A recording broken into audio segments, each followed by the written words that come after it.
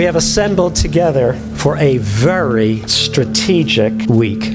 I just went and I saw Art in Mission on the first page, and I thought, wow, that's the perfect thing. That's what I wanted to discover. Of course, the moment that I saw Arts in Missions, I said, that's the place I need to go.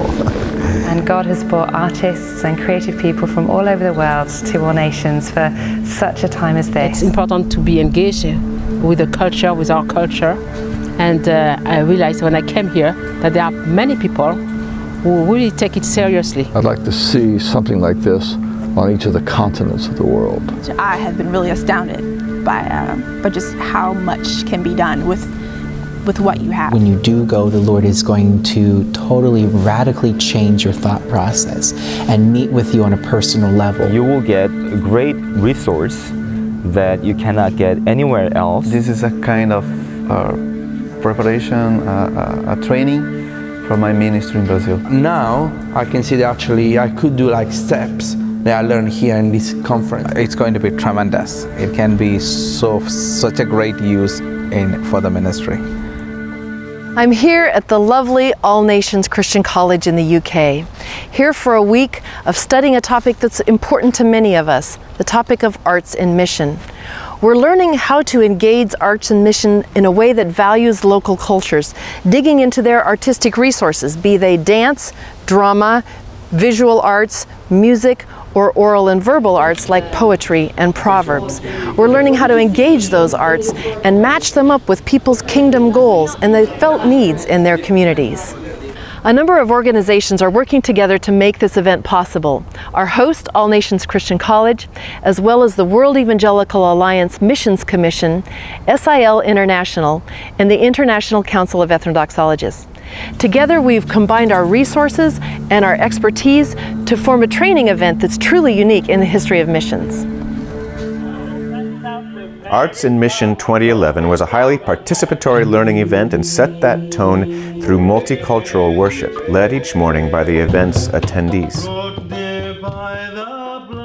There are people from over 20 countries here at this event, and all of them have artistic gifts. Well, we're teaching them to go back to the places where they work in communities around the world, not to teach their own arts, but to encourage local artists to use their artistic gifts for the kingdom of God. As a component of a soon-to-be published handbook for cross-cultural engagement, this training event introduced participants to a new field manual, Researching and Creating Together: How Local Artists Can Help Communities Reach Their Kingdom Goals. AIM 2011 was about equipping researchers with this manual of practical guidance for discovering a people group's cultural distinctives. There are thousands of language communities around the world, and in each of those there are many, many artists that God has given gifts to. The purpose of this manual and training is to help us work alongside those artists to use their gifts for the spread of the kingdom in their communities. To make the experience more vivid, a real-world people group and art form was chosen and studied throughout the week. For this week's training purpose, the Sakha people of northern Siberia were the ongoing subject of the manual's principles to be illustrated.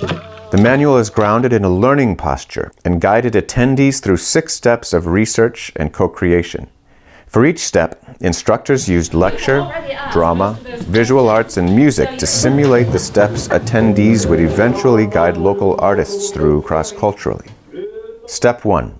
Specify which kingdom goal to focus on. Attendees learned about the Sakha people and considered how to show God's love for them through honoring one of their cultural art forms. 2. Select a genre to learn how it connects to the broader culture. Among the Sakha, the round dance is a central means of proclaiming their cultural identity, so it was chosen. 3. Spark local creativity by commissioning local artists to create. In the absence of available Sakha artists, attendees were divided into groups to role-play commissioning a call-and-response Sakha round dance to be redeemed by infusing it with Christian lyrics. Around the sun, S-O-N. Nice.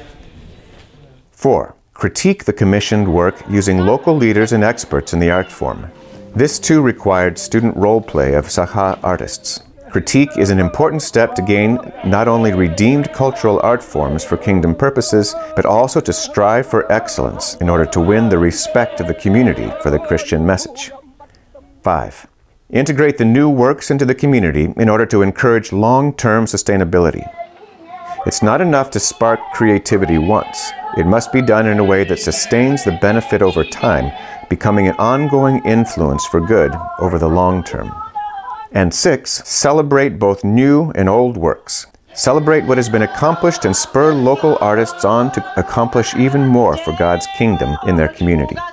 Artists come as one. Many artists come as one. Move our beings round the sun. Move our beings round the sun. Men from every tongue and tribe. Men from every tongue and tribe.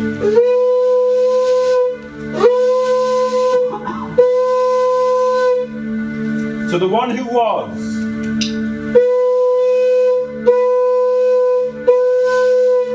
To the one who is.